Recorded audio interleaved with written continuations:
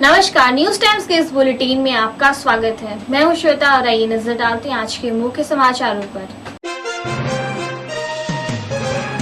नोटबंदी और CNT SPT पर केंद्र राज्य सरकार को घेरने की तैयारी में कांग्रेस। 7 जनवरी को उपायुक्त कार्यालय का करेंगे घेराव। राज्य के हर जिले में चलेगा आंदोलन। पश्चिमी सिंहभूम में हाथियों का आतंक जारी। सदर प्रखंड के बाद झिपानी के असुरा गांव को बनाया निशाना। 8 घरों को किया ध्वस्त। 40 कुंटल से ज्यादा धान किया बर्बाद। शहर की सुरक्षा चाक चौबंद करने की पुलिस की पहल। बीट पुलिसिंग में तैनात पदाधिकारियों और जवानों को दी गई ट्रेनिंग। प्रशासन ने धान अधिप्राप्ति के लिए निबंधन की सीमा बढ़ाई। 5 जनवरी तक जिला पूर्ति कार्यालय में होगा निबंधन। रजिस्ट्रार किसान ही बेच सकेंगे धान। अब खबरें विस्तार से। केंद्र और राज्य सरकार के खिलाफ कांग्रेस ने आंदोलन की तैयारी शुरू कर दी है। कांग्रेसी जिला मुख्यालयों में घेराव और प्रदर्शन करेंगे। आंदोलन को पंचायत स्तर तक ले जाने की तैयारी है। कांग्रेस के 2 कोऑर्डिनेटर विश्व रंजन मोहंती और अशोक कुमार चौधरी ने कांग्रेस भवन में पार्टी के लोगों के साथ बैठक कर आंदोलन की रणनीति बनाई। बैठक में जिला अध्यक्ष सनी सिंकू, वरिष्ठ नेता देवेंद्र नाथ चांपिया सहित अन्य लोग उपस्थित रहे। विश्व रंजन मोहंती ने मीडिया से बात करते हुए प्रधानमंत्री पर हमला बोला। कहा कि उन्होंने 50 दिन मांगा था, लेकिन समय सीमा बीतने के बाद भी स्थिति वैसी ही है। प्रधानमंत्री के नोटबंदी अभियान से मजदूरों का काम छिन गया और किसानों की फसल बर्बाद हो गई। 115 लोगों की मौत हो गई। नरेंद्र मोदी सरकार ने 2 करोड़ लोगों से नौकरी का वादा किया था, लेकिन उन्होंने 5 करोड़ लोगों की नौकरी छीन ली। विश्व रंजन ने कहा कि देश की 125 करोड़ जनता यह जानना चाहती है कि नोटबंदी से कितना काला धन आया है और वह किसका है। उनके नाम उजागर किए जाए। हमने 50 दिन में देखा कि ये सरकार क्या दिया है। 50 दिन में मजदूर से काम छीना है, किसानों की फसल की दाम छीना है और 115 लोगों की प्राण छीना है। जो सरकार बोल के आया था कि हम 2 करोड़ लोगों को 1 साल के अंदर नौकरी देंगे, हर साल हम 2 करोड़ लोगों को नौकरी देंगे, ये नरेंद्र मोदी साहब की वादा थी। नौजवान इस देश के अंदर नौजवानों को हम 2 करोड़ हर साल नौकरी दिलाएंगे।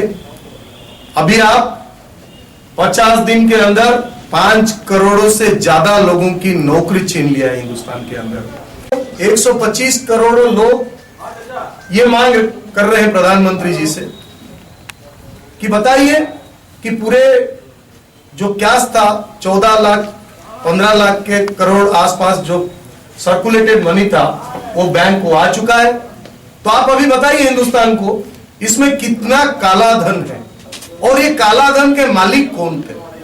ये पहला सवाल, ये जवाब आपको देना पड़ेगा। दूसरे में आपने जो 3 बात बोले थे कि भ्रष्टाचार, काला धन, काउंटरफिट मनी, टेररिस्ट फंडिंग, उससे आप हट गए, अभी कैशलेस इकोनॉमी का बात बोल रहे हैं। आप बताइए इस देश की इकोनॉमी में कौन सा बढ़ोतरी हुआ है ये नोटबंदी के कारण? क्या मिला है इस देश की आर्थिक स्थिति की, आर्थिक अर्थनीति को क्या मिला है और क्या नुकसान हुआ? और ये जो 115 परिवार, 115 लोग जो मरे हैं लाइन में खड़े होके, ये 115 परिवार के लिए आपका एक शब्द आपके मुंह से आया नहीं आज तक। आप भाषण पे भाषण देते जा रहे हो। तो 115 परिवार को आप क्या देने वाले हैं? इसकी पोल भारत की जनता और भारतीय जातीय कांग्रेस, अखिल भारतीय कांग्रेस कमेटी अभी ये जनता की पीड़ा को लेके, व्यथा को लेके एक जन आंदोलन करने जा रहे हैं पूरे हिंदुस्तान के अंदर। जब राहुल गांधी जी ने एक सवाल किया था, आप लोग सब जानते हैं कि जो सहारा बिरला डायरी जब सीज हुआ था, इनकम टैक्स डिपार्टमेंट में सीज किया था, उसी टाइम तक ये प्रधानमंत्री जी ने 15 करोड़ के आसपास घूस लिए हैं बोल के उसमें आया है। 10 से 15 करोड़ रुपया 6 इंस्टॉलमेंट में लिए हैं, जो कागज इनकम टैक्स डिपार्टमेंट ने सीज किया था। तो हम ये जानना चाहते हैं प्रधानमंत्री उसमें खामोश क्यों है? राहुल गांधी जी ये सवाल उठाए हैं, पत्रकार प्रेस कॉन्फ्रेंस के माध्यम से उठाया गया, हिंदुस्तान की जनता को बोला गया है आप भ्रष्टाचार के खिलाफ में लड़ाई लड़ रहे हो, तो इसके लिए आप चुप क्यों बैठे हो? आप हिंदुस्तान के लोगों को बताओ। हम ये मांग नहीं कर रहे प्रधानमंत्री इस्तीफा दे दो, हम ये मांग कर रहे हैं कि इसकी जांच क्यों नहीं हो रहा, इसकी जांच कब होगा? अशोक कुमार चौधरी ने कहा कि कांग्रेस पार्टी सीएनटी और एसपीटी एक्ट में संशोधन का विरोध कर रही है। राज्य सरकार का यह कदम जन भावना के खिलाफ है। हमारी पार्टी आखिरी समय तक इसका विरोध करेगी। उन्होंने यह भी कहा कि राज्य सरकार सिर्फ घोषणाएं कर रही है, धरातल पर कुछ भी नहीं है। झारखंड का वो है सीएनटी और एसपीटी एक्ट में जो बदलाव वर्तमान बीजेपी सरकार द्वारा जो किया गया है, उसके खिलाफ व्यापक जन आक्रोश पूरे झारखंड में है, जिसका की बानगी आप सब देखते रहते हैं। कल खरसवा में जिस प्रकार से माननीय मुख्यमंत्री जी के खिलाफ जूते फेंके गए, विरोध प्रदर्शन किया गया, ये जन भावनाओं को प्रदर्शित करता है। कांग्रेस पार्टी पहले भी इस मुद्दे पर राजभवन घेराव, विधानसभा घेराव, कई कार्यक्रम रांची में कर चुकी है और आने वाले दिनों में भी सीएनटी एसपीटी एक्ट में जो बदलाव का प्रस्ताव है वर्तमान सरकार का, उसके खिलाफ आगे भी कार्यक्रम होते रहेंगे। आप सबों ने देखा होगा, हम सबों ने सड़क से लेकर सदन तक, राष्ट्रपति भवन तक सीएनटी एक्ट के में जो बदलाव हो रहा है उसका विरोध किया है। आगे भी हम करते रहेंगे तब तक जब तक कि इस बदलाव को वर्तमान सरकार वापस नहीं ले लेती। और जिस प्रकार से सिर्फ घोषणाएं वर्तमान सरकार, राज्य सरकार कर रही है और शाम को घोषणा मोदी जी करते हैं, सुबह में रघुवर जी करते हैं, लेकिन जमीन पर कुछ भी नहीं उतरता है, उसके खिलाफ कांग्रेस पार्टी का आंदोलन लगातार चलता रहेगा। इसका एक उदाहरण जिस नोटबंदी की चर्चा की गई अभी, उसका एक उदाहरण आप देखे होंगे कि पहले जब देख लिया इन्होंने कि नोटबंदी में हम सफल नहीं हो रहे हैं, तो एक नया शगुफा ले आया गया, वो था कैशलेस। जिस देश में सिर्फ 52% लोगों का अकाउंट है, 8% लोगों के पास डेबिट कार्ड है, 3% लोगों के पास क्रेडिट कार्ड है, वैसे देश में, वैसे राज्य में कैशलेस इकोनॉमी की हम बात भी नहीं कर सकते। आज हमारा जो समाज है, हमारा जो आर्थिक व्यवस्था है, उसमें कैश इकोनॉमी का एक बहुत ही अहम स्थान है, खास करके गरीबों का, मजदूरों का, छोटे व्यापारियों का, छोटे उद्यमियों का, किसानों का। आज आप सब देख रहे हैं चारों तरफ कि किस प्रकार किसान अपना अनाज बेचने में सक्षम नहीं है। सरकार ने घोषणा किया 1600 रुपया क्विंटल धान खरीदेंगे, लेकिन वस्तु स्थिति है कि इस नोटबंदी के चलते लोगों को 800 और 700 में धान बेचना पड़ रहा है। लोगों का जो फसल, जो सब्जी है, टमाटर है, उसका दाम नहीं मिल रहा है, इसलिए कि मार्केट में कैश नहीं है। ये सारे मुद्दे जो जनता के मुद्दे हैं, उनको भी हम लगातार आगे आने वाले दिनों में उठाते रहेंगे। जिला अध्यक्ष सनी सिंकू ने कहा कि नोटबंदी, सीएनटी एसपीटी एक्ट सहित अन्य मुद्दों को लेकर हम 7 जनवरी को उपायुक्त कार्यालय का घेराव करेंगे। झारखंड विकास मोर्चा के कई पदाधिकारी कांग्रेस में शामिल हुए।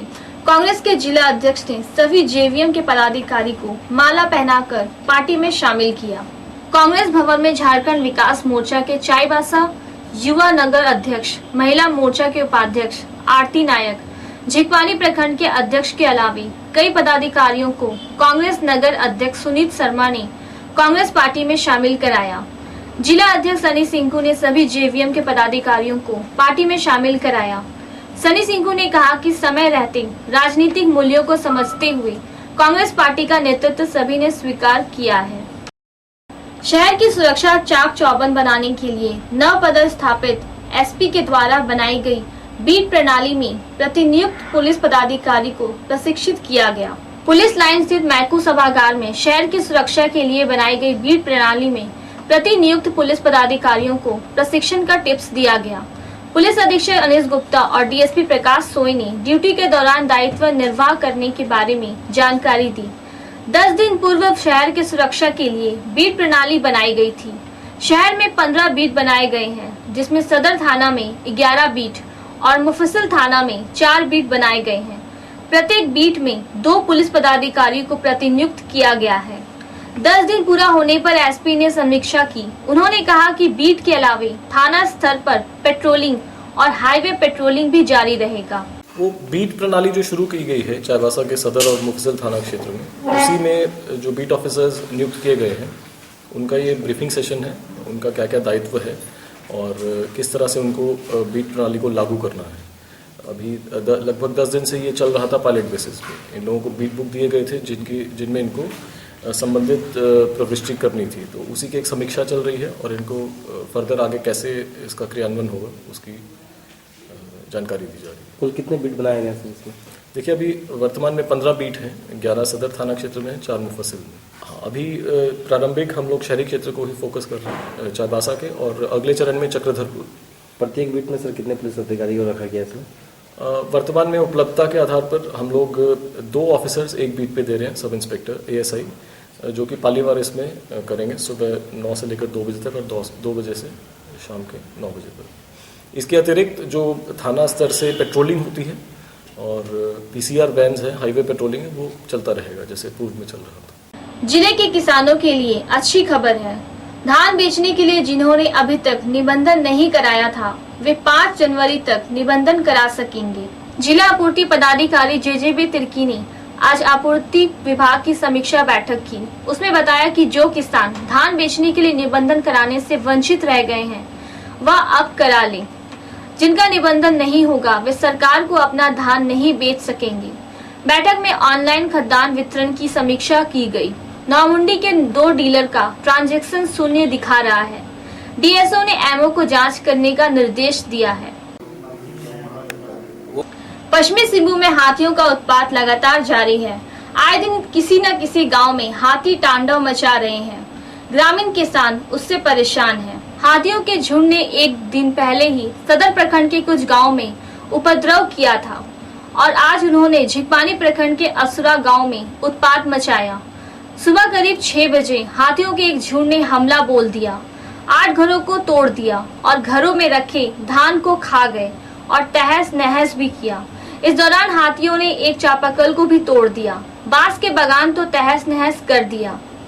घटना की जानकारी मिलने के बाद झिकपानी के BDO और कई पंचायत प्रतिनिधि गांव पहुंचे और पीड़ित ग्रामीणों को शीघ्र मुआवजा देने का भरोसा दिलाया।